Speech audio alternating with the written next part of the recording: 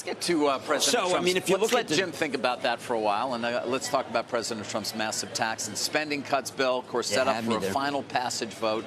Overnight, Republicans did clear a procedural hurdle.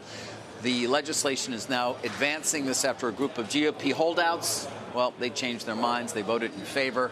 House Minority Leader Hakeem Jefferies has been at the podium for quite some time, speaking out against the bill. He's at around the 4-hour mark now. 4-hour mark from here. In terms of how long he's been speaking. Wait, he's going to cut into the 10 or the 9? He's not cutting into anything. No, I'm saying, well, let's cut in. He's going to stop?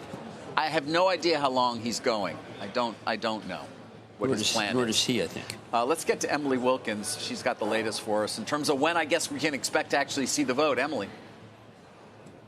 Hey, David. Well, we were initially told this morning that we should have seen the vote at around, the 6 o'clock, 5 o'clock hour.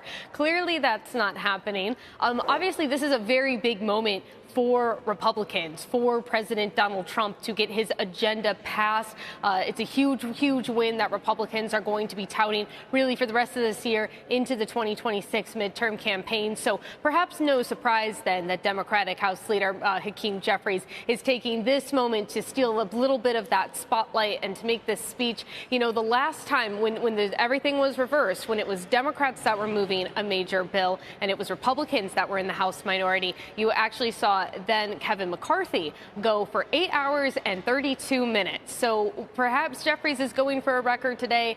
Perhaps we get something a little bit sooner than that. But look, either way, this bill is on the glide path to passage. We saw a very key vote. It took place early this morning, basically just on the procedural. We saw all but one Republican vote for that. We've now heard from holdouts like Congressman Ralph Norman, who say, when I spoke with Trump, he made the argument that if any changes get made to the bill, it gets sent back to the Senate, where Trump argued it's only going to be made worse for your fiscal hawks. And so that was part of the reason that they agreed to just move forward with this now. Obviously, we knew that some form of this bill was always going to pass. Major tax package, making sure that there is not an increase on taxes at Americans for the end of the year, as well as other big priorities. Defense is in here, energy spending, border spending, all things that Republicans promised to deliver. And I think it's really just a matter of time now until that does pass the House and, of course, then gets to Trump before that July 4th deadline.